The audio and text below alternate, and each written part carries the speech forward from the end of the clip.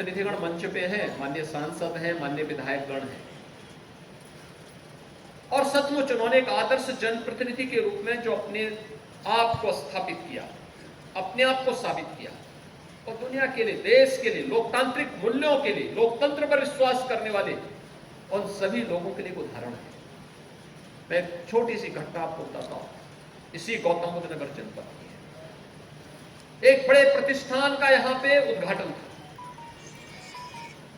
Corona कालखंड के दौरान वो जमीन आवंटित हुई और जमीन आवंटन होने के बाद वह 2022 के अंत में मेरे पास आए कि हमें अपने इस बड़े प्रतिष्ठान का उद्घाटन करना है। तो मुझे विश्वास ही नहीं हुआ कि इतनी जल्दी इतना बड़ा सेंटर, हजारों करोड़ रुपए जिसमें लगे हों, वह तैयार हो गया। मैंने कहा भी मैं रिपोर्ट भी ले लेता हूं, आपने मुझे अपना इनविटेशन दिया है और ये इनविटेशन आपने मुझे दिया है तो मैं इसको एक बार देख लेता हूं। मैंने रिपोर्ट मांगी, मुझे आया कि हाँ साहब ये बन के तैयार हो चुका है और इसके आने के बाद 40,000 करोड़ रुपए के नए निवेश के प्रस्ताव गौतम बुद्ध नगर जनपद में आज इसके साथ ही आ जाएंगे और हजारों लोगों को रोजगार प्राप्त होगा। तो मैंने उनको मैसेज किया, मैंने कहा भी ठीक है, हम लोग आ रहे हैं, इसमें एक काम करना कि मेरे आने के पहले सभी माननीय जनप्रतिनिधियों को इसके लिए आमंत्रण जरूर दीजिए। तो चौंका, कहा जनप्रतिनिधि? मैंने कहा हाँ, वहां के माननीय सांसद होंगे, माननीय विधायक होंगे। कहा क्या गौतम बुद्ध नगर में भी, गौतम बुद्ध नगर जनपद में भी सांसद विधायक हैं? अरे हमने कहा क्या गौतम बुद्ध नगर जनपद क्या किसी और जिले का है?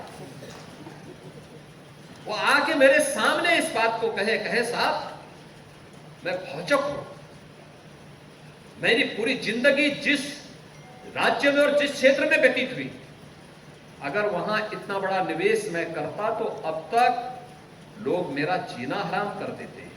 और गौतम बुद्ध नगर जनपद में न कोई सांसद, न कोई विधायक, न कोई अन्य पदाधिकारी, कोई भी मेरे पास कहने के लिए नहीं आया इस कार्य में मैं इसको लूंगा, मेरे लोग यहां रहेंगे, फलाना वहां रहेंगे। हर व्यक्ति इस बात के लिए प्रफुल्लित है कि एक नया निवेश हमारे जनपद में आया है और मेरे देश के लोगों को, मेरे प्रदेश के नौजवानों को यहाँ नौकरी मिलेगी, रोजगार मिलेगा। अच्छे लोग जनप्रतिनिधि बनकर के चुने जाते हैं, तब इस प्रकार का सकारात्मक माहौल पैदा होता है।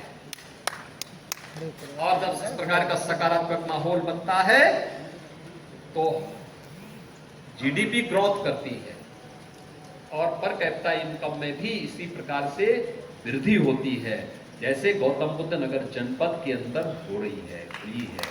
और देश के सामने एक मानक पड़ा है, आज कौन नहीं जानता है। पहले यहां जो था भी किसी समय का निवेश, वो पलायन करता था और पिछले 7 वर्ष में अन्य राज्यों से निवेश यहां आ रहा है, अन्य देशों से निवेश यहां आ रहा है। और यहां के निवेश का वातावरण देश के अंदर जो मोदी जी ने बनाया, उसी का परिणाम है कि आज यहां पे एक से एक बड़े से बड़े कार्य हो रहे हैं। कौन सा ऐसा कार्य है जो आज यहां पर देश की प्रगति के लिए, और जो प्रधानमंत्री मोदी जी के लिए जो हम कह रहे हैं कि 2027 तक मोदी जी को तीसरा कार्यकाल दीजिए, तीसरे कार्यकाल के प्रथम 3 वर्ष में ही भारत को तीसरी बड़ी अर्थव्यवस्था के रूप में मोदी जी का नेतृत्व इसमें बड़ी भूमिका उत्तर प्रदेश और उत्तर प्रदेश में गौतम बुद्ध नगर जनपद की होने जा रही है। तो काम थे किसानों के आंदोलन के कारण भी और अन्य कारणों से। मुझे याद है 2017 में जेवर में एक बड़ी विभत्स घटना घटित हुई। जुलाई का महीना था। मैं कुशीनगर जनपद के दौरे पे था। अचानक इस प्रकार का मेरे पास मैसेज मिला कि ऐसी ऐसी घटना घटित हुई। मैं चौंका। मैंने वहां के विधायक को फोन किया। मैंने कहा, धीरेन्द्र जी, ऐसा ऐसा कोई घटना आपके यहाँ घटित हुई है? उन्होंने कहा, हाँ घटना घटित हुई है, मैं मौके पे हूं। मैंने कहा, इससे माहौल खराब हो जाएगा। उन्होंने कहा, नहीं, मैं पीड़ित से मिल चुका हूं, आपकी मैं एक बार बात करूं। मैंने कहा, पीड़ित लोगों से मुझसे बात कराएंगे टेलीफोन से? उन्होंने कहा, आप चिंता मत करिए, सब लोग हमारे उसमें है, कोई दिक्कत नहीं है, लेकिन अपराधियों को सजा जरूर मिलनी चाहिए। मैंने कहा, इसमें कोई संदेह? कहा, नहीं संदेह तो नहीं, लेकिन हम लोग चाहेंगे कि मिल जाए। और उसी समय हमने संकल्प किया था कि भाई जेवर क्षेत्र में जो विकसित विकास होना चाहिए था, नहीं हो पाया।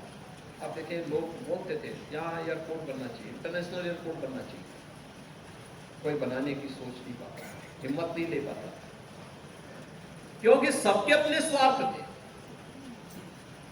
हर व्यक्ति एयरपोर्ट के नाम पर जो करना चाहता था, किसी से छुपा हुआ नहीं है। हम लोगों ने कहा, नहीं बनेगा तो जेवर में ही अब बनेगा। समय एयरपोर्ट को चलने दीजिए। कुछ ही वर्षों में उत्तर प्रदेश की इकोनॉमी में 1 लाख करोड़ रुपए की वृद्धि करने वाला है। अकेले एक एयरपोर्ट। और अब तो यहाँ पे मेडिकल डिवाइस पार्क भी बन रहा है। अब यहाँ पे फिल्म सिटी भी बन रही है। अब यहाँ पर यानी जो कभी कल्पना थी, आज वह इस जनपद के माध्यम से न केवल प्रदेश को बल्कि देश को मिलना है। ये जो सकारात्मक वातावरण पिछले 10 वर्ष के अंदर देश के अंदर देखने को मिला है, यह अद्भुत है। दुनिया इसके प्रति अभिभूत है और हम भारतवासियों का दायित्व भी बनता है। एक तरफ वे लोग